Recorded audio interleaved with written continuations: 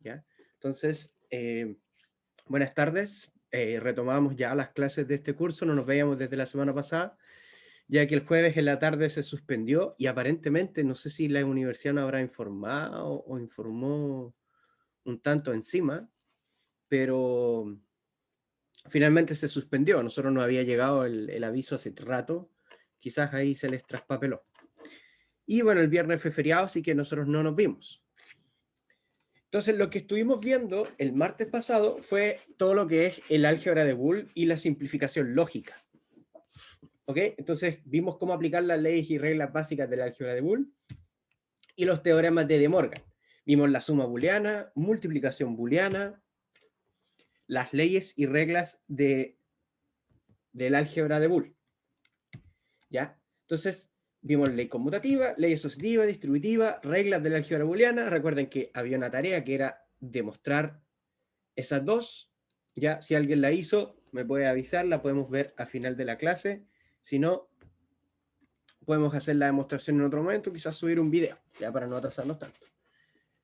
Y veíamos que las reglas de la álgebra booleana se pueden ilustrar con diagramas de Venn. Y también comenzamos a ver lo que eran los teoremas de Morgan. Ya teníamos un teorema y el segundo teorema, que lo que hacían era relacionarnos un poco la suma con la multiplicación. Y como yo si tengo una expresión negada o una expresión multiplicada, mejor dicho, voy a poder pasar a una expresión sumada y viceversa. Entonces, ¿cuál era el objetivo de todo esto? El objetivo de todo esto era poder comenzar a trabajar con lo que es la simplificación lógica, pero de un punto de vista un poco más analítico, ¿ya? Entonces, vimos algunos ejemplos de cómo nosotros podíamos realizar estas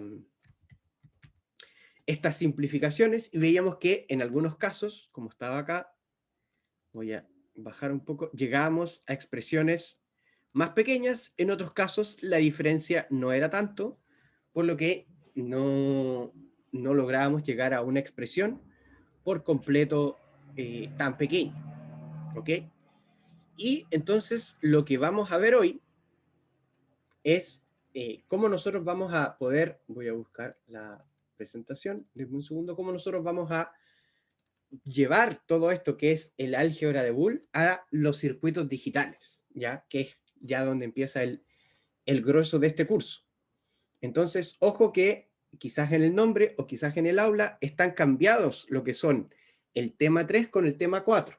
Nosotros comenzamos viendo el tema 4, que en el aula creo que aparece como tema 3, pero guíense por el nombre, que es el álgebra de Boole.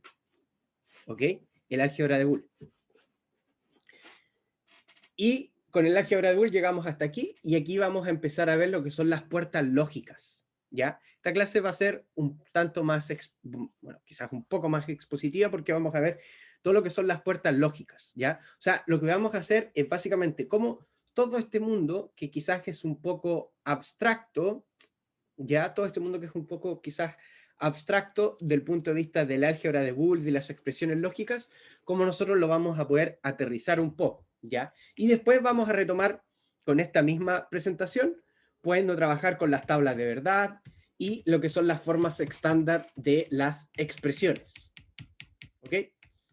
Entonces, lo que nosotros teníamos cuando hablábamos de una expresión lógica era básicamente alguna función, o sea, cuando hablábamos de una expresión booleana o expresión lógica, expresión booleana o lógica, estamos hablando de una función con variables booleanas. Booleanas. ¿Qué quiere decir esto? Que sean variables booleanas, que son variables que pueden tomar el valor 0 o que pueden tomar el valor 1. ¿Y cómo se van a estar definiendo entre ellas estas variables? Podemos tener suma, multiplicaciones, suma y después más multiplicaciones, etc. Por ejemplo, nosotros podríamos tener la función f, que podría ser a, b negado c, más ab, perdón, voy a poner más A más B, factor de C, por ejemplo, más B, C, y todo eso negado. Ese sería un ejemplo de una función lógica. Pero ¿cómo nosotros podemos tomar todo esto y cómo lo podemos pasar a un mundo, al mundo real, por así decirlo? ¿Cómo lo podemos llevar a un circuito? Entonces, eso es lo que nosotros vemos ahora con lo que son las puertas lógicas. Entonces, vamos a ver, todas estas puertas lógicas son básicamente un elemento que va a tomar dos entradas binarias y va a tener una salida determinada, dependiendo de cuál es la operación que realice esta puerta lógica. Entonces vamos a ver cada una de las puertas lógicas, vamos a ver un poquito un estándar que es para poder identificarlo de forma más sencilla, y vamos a ver rápidamente lo que son los diagramas temporales, pero esta parte no es tan relevante, ¿ya? Vamos a ver las principales tecnologías de circuitos integrados y vamos a ver algunos aspectos importantes a la hora de nosotros poder trabajar con eso de manera práctica. Entonces, la primera puerta lógica, voy a poner acá puertas lógicas, la primera puerta lógica que nosotros vamos a ver va a ser el inversor. Entonces, vamos a poner aquí el inversor. ¿Qué es lo que va a hacer el inversor? El inversor que tiene esta simbología con una entrada A y una salida X. Entonces, ¿qué es lo que va a hacer el inversor? El inversor es el equivalente a la negación que nosotros habíamos visto en el álgebra de Boole. ¿Ya? ¿Qué es lo que hace el inversor? Para una entrada A, yo obtengo una salida X, que implica que si A es 0, A es igual a 0, X va a ser igual a 1, y si A es igual a 1, X va a ser igual a 0. ¿Ya? O sea, si nosotros lo llevamos a una tablita que nos muestre cuáles son las entradas y cuáles son las salidas, y podemos tener, por ejemplo, input, y aquí podemos tener output,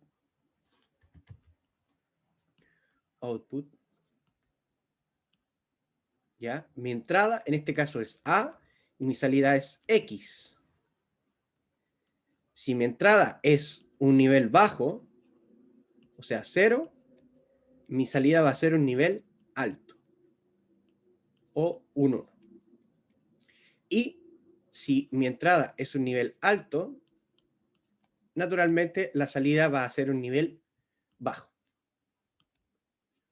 ¿Ok? Y la expresión con la que nosotros denotamos es que X va a ser igual a A negado. ¿Ya? O sea, el inversor, súper simple, lo que hace es cambia de valor una variable. Si la variable era 0, la pasa a 1, si la pasa a 1, la llevamos a 0. Y eso es lo que básicamente estaría haciendo un inversor. O sea, si nosotros lo vemos en el tiempo, este sería el que está más abajo, es el nivel bajo o 0, y el que está más arriba acá es el nivel 1. Entonces, si A es 1, X va a ser 0, si A cambia a 1, X va a cambiar a 0, etc. ¿Ok? Eso es lo que hace de forma sencilla el inversor. También vamos a tener la puerta AND. La puerta AND, que va a tener dos dibujos. Podemos dibujarla de esta forma, con entradas A y B y salida X, que es la forma que nosotros vamos a utilizar en general en el curso, pero en algunos libros y en algunos lados también se expresa de la siguiente forma. Un cuadrado con esa... Me quedó bastante feo. Sería ahí, algo así. Y ahí estaría la salida X. ¿Ya? ¿Y qué es la puerta AND? La puerta AND es una multiplicación booleana. Multiplicación booleana. Entonces, ¿qué es lo que va a hacer la puerta AND? Para una entrada A y B, A por B me va a dar como resultado X, que sería la salida. Y si nosotros nuevamente hacemos la misma tabla considerando las entradas y las salidas, si tenemos acá input, acá podemos poner output, aquí tendríamos entonces A y B, y en la salida tendríamos X. Entonces, ¿cuáles son las combinaciones que nosotros vamos a tener? Si es que tenemos dos entradas, vamos a tener el 0, 0, el 0, 1, el 1, 0 y el 1, 1. Entonces, esta tabla a nosotros nos va a decir básicamente cuál va a ser nuestra salida dependiendo de las entradas que tengamos. Nosotros vamos a ver todos estos ejemplos usando compuertas o puertas de dos entradas. Eventualmente podría haber una de 3 entradas, de 4 entradas, de 5 entradas, pero se sigue cumpliendo lo mismo. Por ejemplo, si fuesen de 3 entradas, la expresión 3 entradas A, B, C, la expresión entonces me quedaría A por B por C es igual a X. ¿Ya? Lo mismo que veníamos viendo en el caso del álgebra booleana, pero acá lo estamos llevando a cosas prácticas. Estos diagramas, estos dibujos que ustedes ven acá, que es por ejemplo una compuerta, esto existe, es un circuito. O sea, ustedes pueden ir a una parte donde vendan circuitos electrónicos y decir, necesito una compuerta AND. Obviamente, estos traen consigo otros nombres porque tenemos muchos tipos distintos de puerta AND, dependiendo de la tecnología, etc. ¿Ya? Pero son un componente real. O sea, nosotros tenemos un componente que hace efectivamente lo que estamos mostrando acá. Entonces, como la compuerta AND es una multiplicación booleana, su salida va a ser 1 solamente cuando todas sus entradas son 1. O sea, solamente en este caso. Y para todos los otros casos, su salida va a ser 0.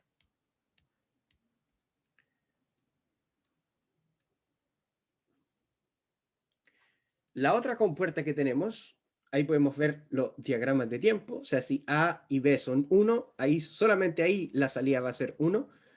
Y en cualquier otro caso, la salida va a ser 0. ¿Ok? Esto es una pequeña aplicación. La otra puerta que nosotros debemos revisar es la puerta OR. La puerta OR. ¿Qué vendría siendo? La suma booleana. Suma booleana. Y que va a tener un símbolo algo parecido al de la compuerta AND, pero fíjense que yo lo voy a hacer un poco exagerado acá. Hay una diferencia entre ambos símbolos. Ya también vamos a tener entrada A, entrada B y salida X. Y también existe otra forma de expresarlo, que sería esta. A, B y X. ¿Ya? ¿Y su expresión cómo sería? Como estamos mostrando una suma booleana, sería A más B es igual a X. A más B es igual a X. Y nuevamente vamos a tener nuestra tabla que nos va a mostrar todo lo que son las entradas, o sea, todas las inputs, y por otro lado todas las que son las salidas, todas nuestras output. En este caso, nuestras entradas nuevamente van a ser A y B y nuestra salida va a ser X. Entonces, 0, 0, 0, 1. Lo que busca esta tabla, y después nosotros vamos a extender, estas tablas se llaman tablas de verdad, que a nosotros nos muestran para algún elemento, para algún circuito determinado, nos muestran todas las combinaciones de entrada y la salida que vamos a obtener.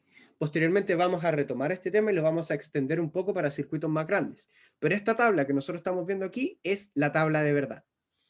Entonces, la suma booleana me decía que su salida va a ser 1 si es que hay al menos un 1 en la entrada. O visto de otra forma, su salida va a ser 0 solamente cuando ambas entradas son, o todas sus entradas son, 0.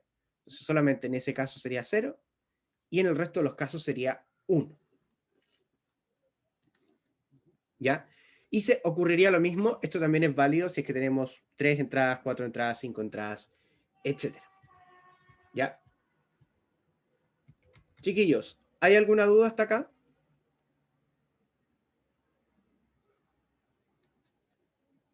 No, profe. ¿No? ¿Todo claro? Perfecto. Entonces, ahora tenemos que ver lo que es otra puerta que ya empiezan a realizar operaciones más complejas. Solamente vimos una suma, nada más, multiplicación nada más. Ahora vamos a ver la puerta NAND. La puerta NAND. ¿Ya? Que tiene como símbolo prácticamente el mismo que tenía la puerta AND, pero en su salida tiene ese circulito que está ahí. Y para expresarla de la forma alternativa, que esto es un estándar, pero nosotros no lo utilizamos acá, sería nuevamente este símbolo que me cuesta tanto dibujar. Dejémoslo ahí y quedaría con esa salida. ¿Y qué es lo que hace esta puerta NAND? Es lo contrario a la puerta AND. Su expresión sería, para dos entradas sería, yo sumo las expresiones, perdón, multiplico las expresiones A por B y después las niego. Y eso es igual a X. O sea, este circulito que está acá, lo que está haciendo es, además, negar la expresión. ¿Ya? Si nosotros lo llevamos a una tabla de verdad, input, output, para entrada A y B y salida X, 2, 3, 4. Lo que vamos a tener con esta puerta es que va a generar una salida a nivel bajo cuando todas las entradas están en nivel alto. Fíjense que la tabla de verdad es, bueno, es más fácil verlo aquí, la tabla de verdad de la compuerta NAND, que va a obtener un nivel bajo solo cuando todas las entradas están en alto, es lo contrario a la puerta AND. O sea, es como que yo obtenga esta salida y además la niegue. Que eso es lo que estoy haciendo acá. Estoy multiplicando ambos elementos, pero después le estoy aplicando una negación. ¿Ya? Se puede escribir de esa forma. También recuerden que nosotros lo podemos escribir simplemente juntos, sin la necesidad de el puntito que está ahí. ¿Ya? Ahora, yo les hago una pregunta. Si esta es la puerta NAND, perdón, ¿cómo podría conectar yo esta puerta o qué es lo que tendría que hacer para que esta puerta funcione como un inversor? Porque esta puerta puede funcionar como un inversor. Pero ¿qué es lo que tendría que hacer yo para que funcione como un inversor?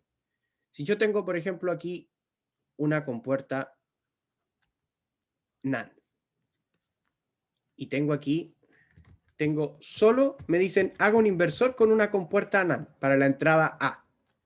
Y yo tengo aquí una compuerta NAND. ¿Cómo podría hacer que esta compuerta se comporte o trabaje como un inversor?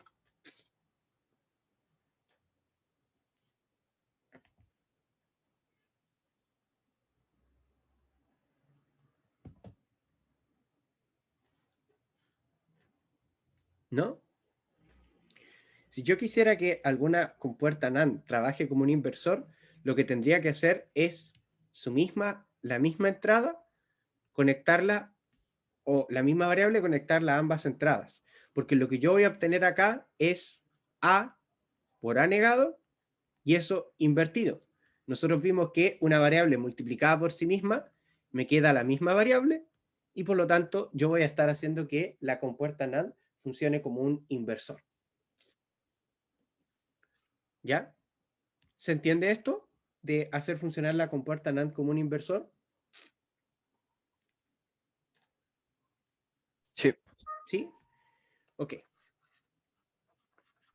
Esto va a ser importante y lo mencionamos porque después, cuando ya aprendamos a hacer diseños, vamos a aprender también a hacer diseños solamente usando la puerta NAND.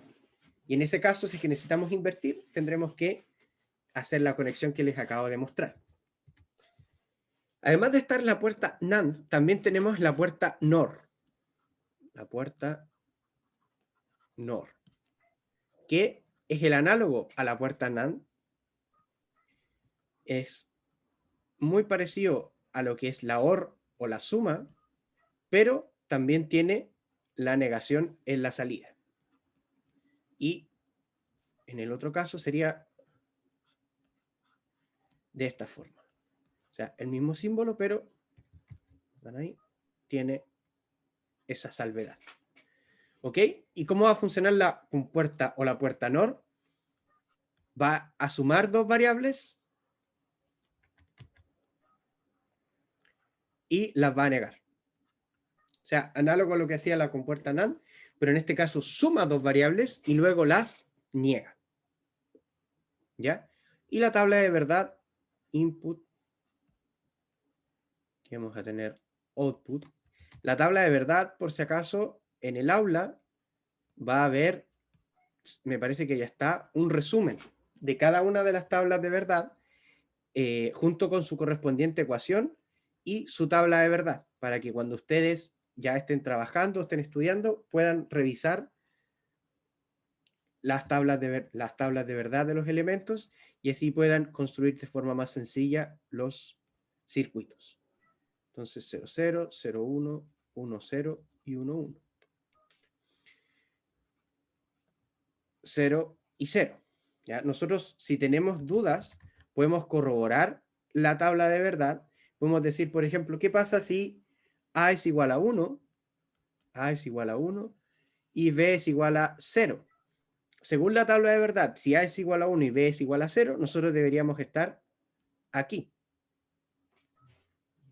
Entonces lo llevamos y decimos, ok, tenemos A que es 1, 1, más 0 y esto negado.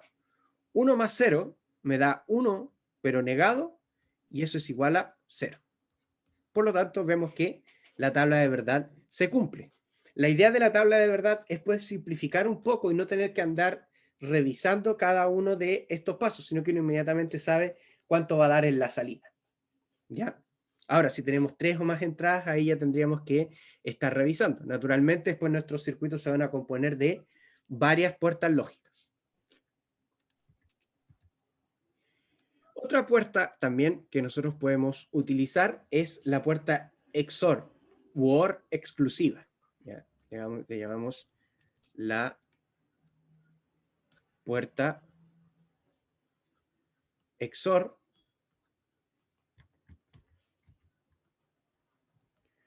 o también le llamamos OR exclusiva. ¿Ya? Y esta puerta tiene el siguiente diagrama. Está ahí.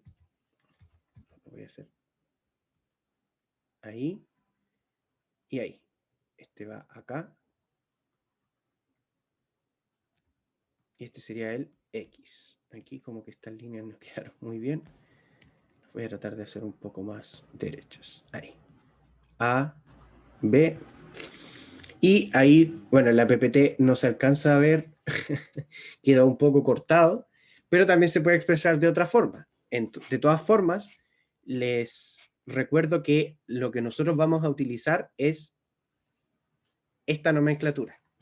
¿Ya? La otra aparece en uno de los libros que nosotros dimos, que es el Baena, que es un libro español. Ahí aparece la otra nomenclatura. ¿Y qué es lo que va a hacer la puerta OR exclusiva? Se muestra de la siguiente forma. A, suma exclusiva que se llama con B. Eso es igual a X. ¿Y cuál va a ser su tabla de verdad? Tenemos aquí las input y output. A, B, y acá tenemos la salida X. Entonces, ¿qué es lo que hace la puerta OR exclusiva o la puerta XOR? Se va a poner en un nivel alto solo cuando sus entradas están en niveles lógicos opuestos. O sea, ponemos todas las combinaciones que tenemos, 0, 1, 1, 0 y 1, 1. Se va a poner en nivel alto solamente cuando tenemos 0 y 1 o 1 y 0. Solamente en estos casos es 1 y en los otros casos es 0. ¿Ya? Esta forma de expresar acá la compuerta XOR no es la única. La expresión completa, en verdad, es la siguiente. Es A negado por B más A por B negado. Eso nosotros lo podemos resumir en A, suma exclusiva con B, y eso corresponde a nuestra salida X.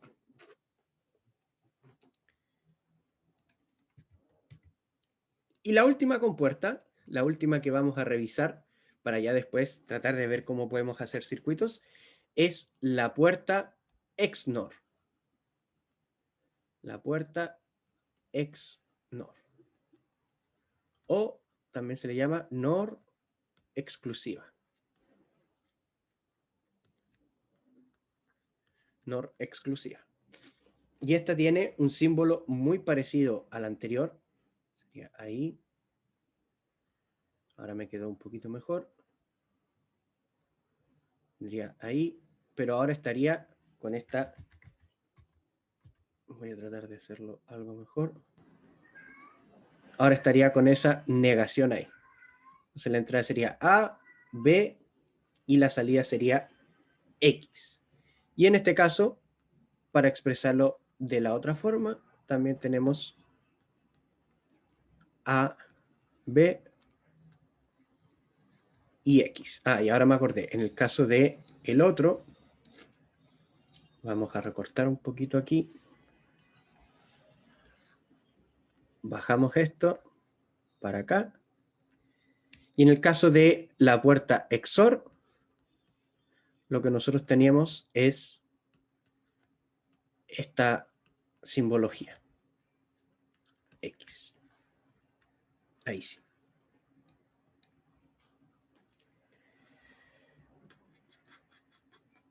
Ya. ¿Y cómo se expresa la puerta XNOR? Se expresa en AB más A negado por B negado. Eso se simplifica como eso, y eso es la salida X. ¿Y cómo va a funcionar esta compuerta? Input, output.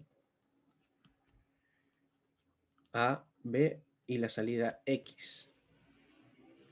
Entonces, ¿cómo va a funcionar esta compuerta? 0, 0, 0, 1, 1, 0 y 1, 1. Me dice que se va a poner en nivel bajo cuando los niveles lógicos de entrada son opuestos. O sea, literalmente hace lo contrario de lo que hacía la puerta XOR. La puerta XOR se ponía en nivel alto cuando los niveles lógicos eran opuestos. En este caso, cuando los niveles lógicos son opuestos, se pone en bajo. Y cuando los niveles lógicos son iguales, se pone en nivel alto. ¿Ok? Entonces, estas son todas las puertas lógicas que nosotros tenemos, que es el inversor, que lo que hace es negar una expresión o cambiarle el valor a la variable, la puerta AND, que es la multiplicación booleana, la puerta OR, que representa la suma booleana, la puerta NAND,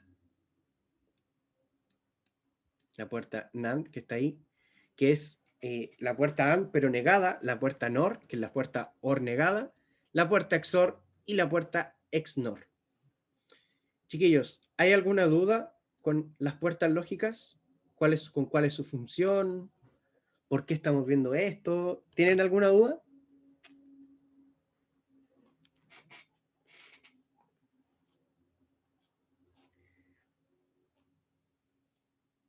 ¿Podría repetir cuál es su función? A ver, nosotros estuvimos viendo lo que era el álgebra de Boole, ¿cierto? Que al final lo que me hacía era expresar alguna operación o alguna función booleana, ¿ok? Pero recordemos que todo esto del álgebra de Boole es lo que nosotros venimos viendo o es lo que nosotros estamos viendo de cómo se construyen los sistemas digitales, ¿ya? Entonces, cada uno de estos sistemas digitales o cada sistema que yo quiera construir va a seguir, va a funcionar con la lógica binaria, o sea, niveles altos, niveles bajos, 1 o ceros, pero yo tengo que de alguna forma poder identificar cuál es la función que tengo que diseñar o cuál es la función que yo tengo que construir. Para eso nosotros teníamos el álgebra de Boole, que es básicamente álgebra proposicional o álgebra de proposición. Pero ¿cómo nosotros llevamos esa álgebra proposicional a un circuito? La llevamos mediante estas puertas lógicas, que son puertas que reciben niveles lógicos, o sea, reciben unos o ceros, y en consecuencia yo obtengo una salida. ¿Queda un poco más claro con esa explicación o todavía no lo logran ver? Sí, profe. Gracias. Entonces, por ejemplo, alguien me dice, mira, yo no voy a tener dos entradas o dos valores binarios, por ejemplo, tengo mi valor binario A o mi variable binaria A y mi variable B. Y yo necesito que esas variables se sumen, por ejemplo, se sumen de una forma booleana. Entonces, ¿cómo lo hago yo en un circuito? En la práctica, yo podría ocupar una compuerta XOR y estas serían mis variables. Mis variables eh, pueden ser voltajes, puede ser algo que yo estoy determinando en el momento, puede ser algo que yo estoy extrayendo de alguna parte, etc.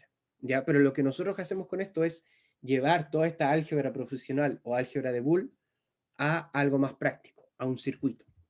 ¿Ya? Entonces, lo que vamos a ver acá es, y con esto terminamos, vamos a hablar un poco de cómo son realmente estos circuitos en la práctica, ¿ya? Para que ustedes puedan tener una idea de que en realidad estos circuitos no son algo que son algo tangible, algo real. Por ejemplo, si ustedes se meten a internet y ponen, por ejemplo, puerta AND, van a ver aquí obviamente muchos dibujos de lo que es la puerta AND, que es lo mismo que nosotros vimos acá. Pero yo podría poner, por ejemplo, circuito, y aquí ya aparecen algunos detalles más sobre la puerta AND. Si yo, por ejemplo, conozco circuito integrado AND, me aparecen algunos ejemplos de circuitos integrados. Ya, circuitos integrados son esas pastillitas que ustedes ven, que son muy chicas, que por dentro son como compuertas AND. Por ejemplo, este caso. Aquí, este circuito integrado tiene 4 compuertas AND. Entonces, ahí uno va conectando los niveles lógicos y ahí va obteniendo la salida. Y así se ve en la vida real. ¿Ya? Ese obviamente es un diagrama para uno poder entender dónde lo conecta. ¿Ya? Pero estos son dispositivos reales. Y como son dispositivos reales, nosotros los tenemos que construir en base a ciertos elementos. Y en eso mismo es donde se ha dividido todo esto que son las puertas lógicas y las familias lógicas en general en dos grandes grupos, ¿ya? Que son los grupos, la familia TTL, que significa Transistor, Transistor Logic, y la familia CMOS, que significa Complementary Metal Oxide Semiconductor. ¿Ok? Hay una tercera familia que es BiCMOS, que combina las dos primeras. ¿Ya? Pero tienen que tener ojo y hacer esta distinción. Las operaciones y las puertas en sí son genéricas. ¿Ya? Lo que nosotros que estamos mostrando ahora es la tecnología con la que se construye en la práctica. ¿Ya? ¿En qué difieren? En los componentes del circuito y en los valores de los parámetros. Pero yo puedo tener una puerta AND o una puerta NAND que esté construida en la familia TTL u otra que esté construida con la familia CMOS. ¿Ya? Ahí hay, por ejemplo, un encapsulado, como yo les mostraba adelante. ¿Ya? Y hay algunas configuraciones que muchas veces se tienen. O sea, siempre se tiene más de una puerta lógica, muchas veces un chip tiene 4, 6 en este caso, dependiendo de la función de la puerta lógica. Aquí, por ejemplo, podemos ver que tiene solo una NAND, pero tiene muchas entradas. ¿Ya? Entonces, dependiendo de eso, nosotros podemos encontrar distintas puertas lógicas. ¿Ya? Y lo que vamos a revisar ahora son algunas características y parámetros de funcionamiento que tienen las puertas lógicas, ¿ya? O sea, hay algunas características que tienen estos elementos que nosotros tenemos que tener en cuenta a la hora de poder hacer un diseño real. Ya nosotros las vamos a revisar, son cosas que ustedes tienen que conocer, si alguien obviamente quiere hacer algún día algún diseño real, esto sí que hay que tenerlo en cuenta, pero las vamos a ver de forma profunda para que pueda quedar claro y también les pueda ayudar a ustedes a comprender mejor el concepto de lo que son las puertas lógicas, ¿ya? Entonces, vamos a hablar primero del tiempo de retardo de propagación. El tiempo de retardo de propagación, que se ve como TP de una puerta lógica, es el intervalo de tiempo entre la aplicación de un impulso de entrada y la aparición del impulso de salida resultante. ¿Ya? A lo mejor con esas palabras tan técnicas cuesta un poco comprenderlo, pero ¿a qué nos referimos con esto? Por ejemplo, si yo aprieto la tecla A, inmediatamente yo veo que aparece la A en el teclado. Y si le aprieto Enter, a ustedes en el chat les aparece inmediatamente la letra A. Entonces, parece ser un efecto instantáneo. Parece que eso ocurriera de forma instantánea. Pero no ocurre de forma instantánea. Lo que pasa es que ocurre tan rápido que nosotros no podemos ver ese pequeño lapso de tiempo entre cuando yo aprieto la tecla, se envía la señal al computador, el computador la procesa, envía la señal a la pantalla y la pantalla muestra la letra. O sea, hay una diferencia. Es como, por ejemplo, cuando nosotros prendemos la luz de alguna habitación. Se ve como un efecto instantáneo, pero en realidad hay un pequeño tiempo que es el tiempo que demora en la electricidad llegar y recorrer hasta la luz. ¿Se entiende eso? ¿Logran ver que existe ese tiempo, por muy pequeño o ínfimo que sea? Que en realidad las cosas no son instantáneas, por así decirlo.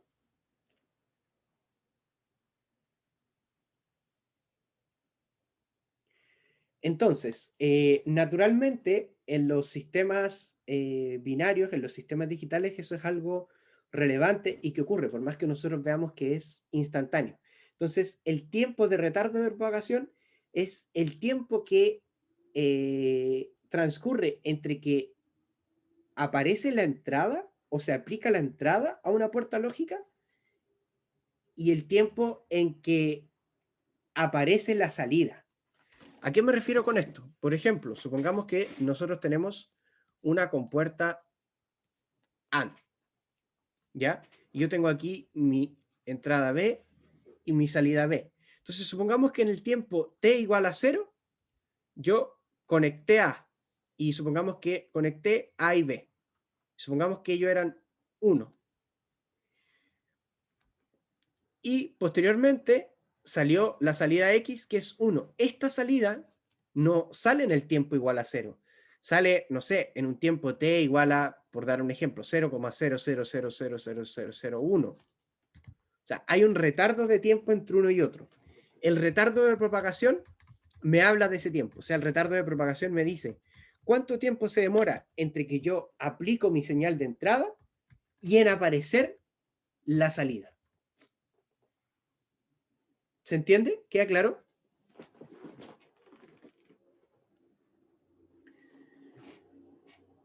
Ahora, para este tiempo retardo de propagación vamos a tener dos tipos de medidas diferentes que se pueden aplicar a todas las puertas lógicas. El TPHL, que es el tiempo entre un punto de referencia especificado en el impulso de entrada y el correspondiente punto de referencia en el punto de salida. Esto es básicamente el punto de referencia, muchas veces se toma como la mitad, ¿ya?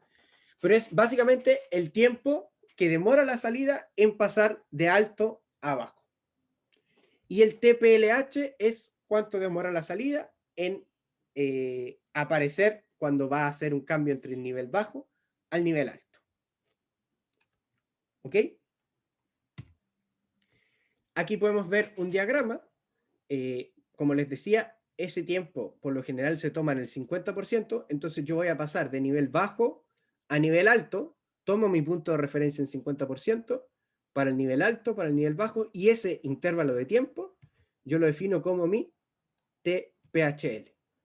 ¿Ya? O sea, el tiempo que yo tengo entre que aplico en la entrada un pulso que es alto y en aparecer el pulso que es bajo. Y el TPLH, lo contrario. O sea, cuánto tiempo demoro en ir de bajo a alto y de alto a bajo.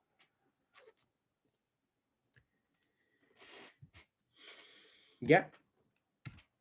Chiquillos, ¿queda claro este? Porque este concepto sí que es importante y después más adelante cuando veamos los flip-flop lo tenemos que tener claro. ¿Ya? Básicamente lo que nos dice el tiempo de retardo de propagación es que no son instantáneas las transiciones o los cambios en los valores. ¿Ya?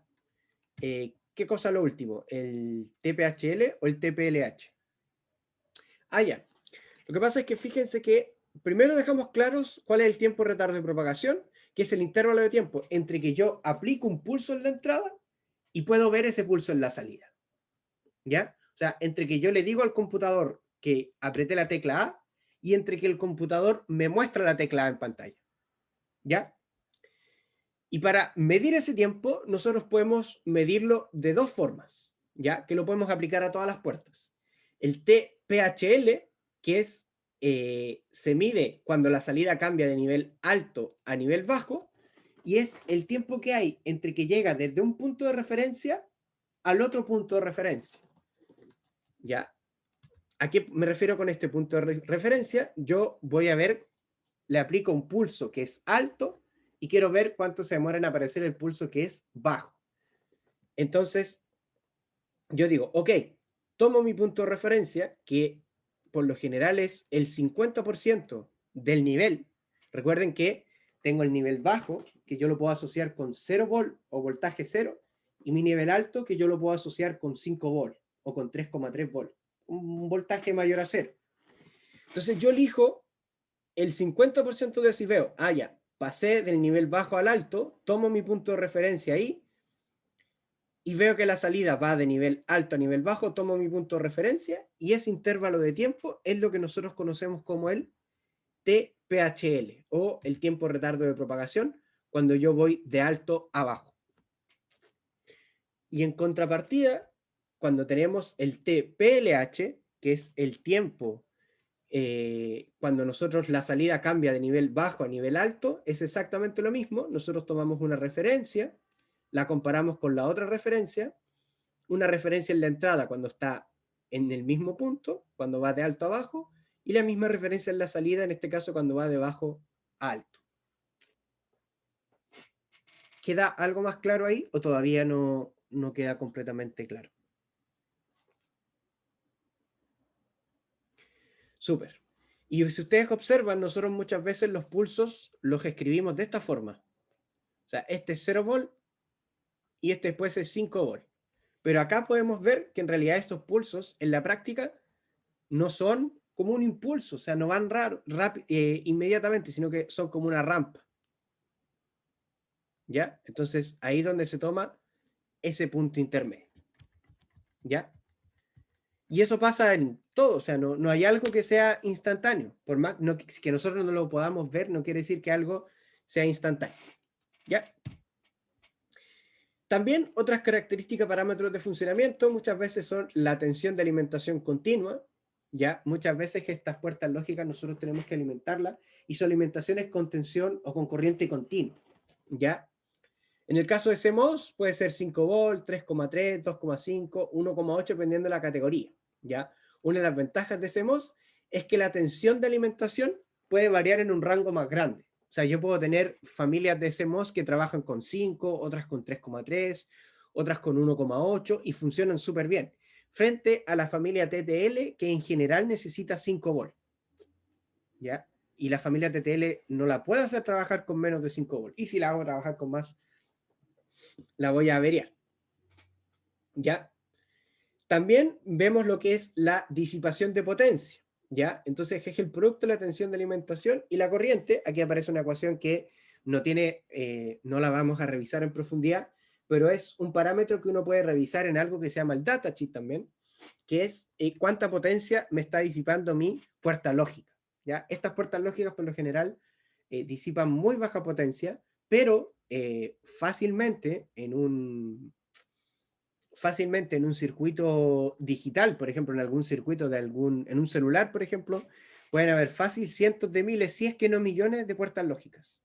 ¿Ya? O sea, puede consumir muy poquito, ser muy pequeña, pero si tenemos demasiadas, ahí obviamente el consumo que se hace más grande. ¿Ya?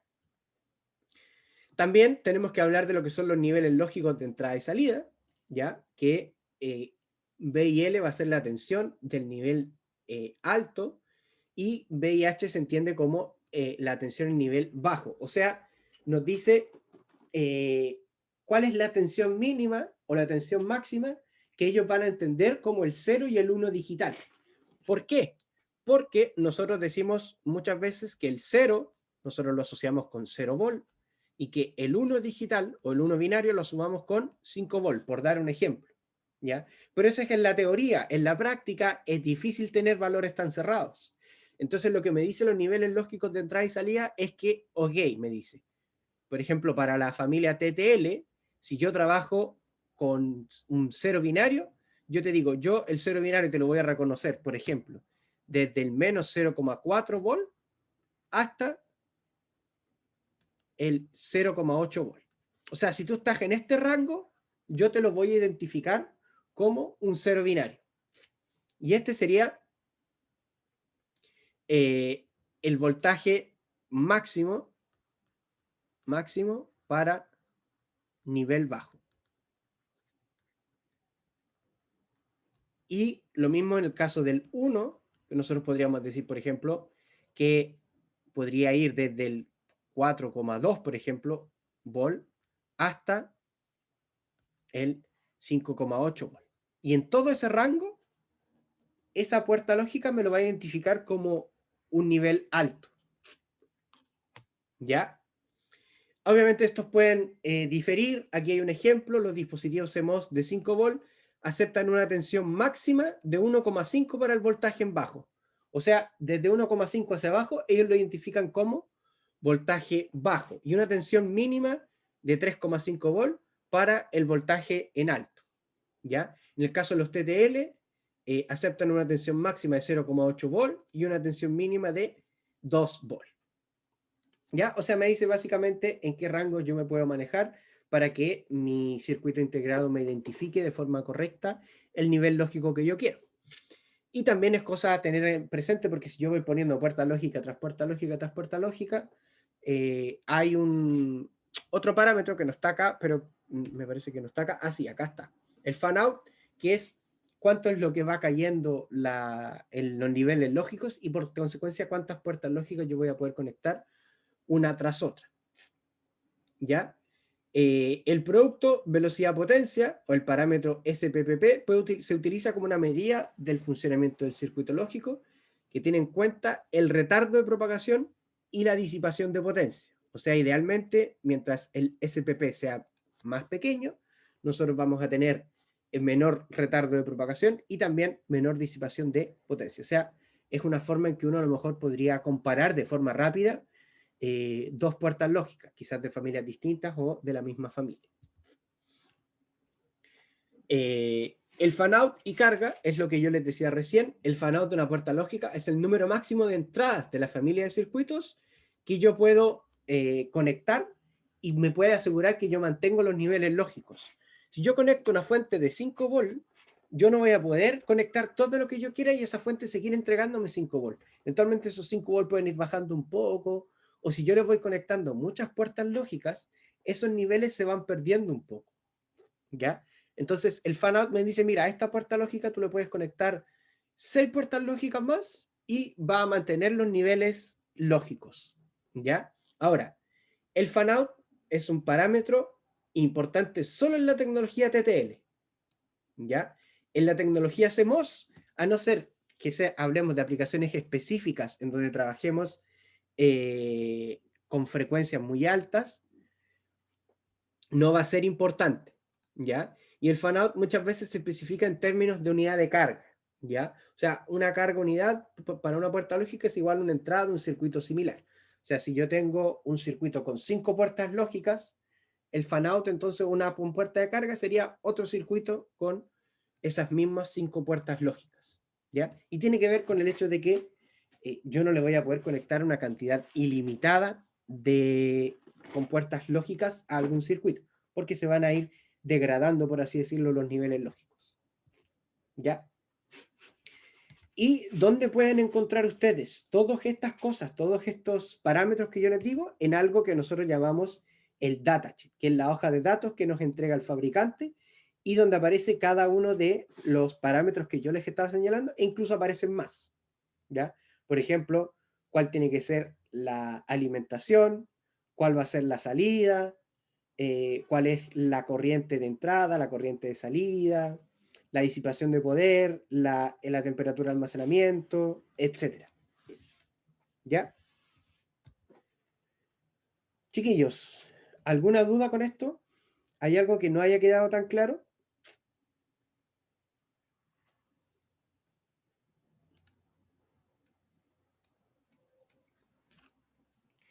Entonces, ¿qué nos queda ver la próxima clase? Ahora que ya tenemos lo que son las puertas lógicas y sabemos que las puertas lógicas nos representan a las funciones booleanas o a las variables booleanas llevadas de una forma más práctica, lo que nosotros vamos a hacer ahora es comenzar a ver cómo vamos a poder empezar a hacer circuitos, ¿ya? O sea, cómo vamos a llevar toda esta álgebra booleana a un circuito en sí, ¿ya?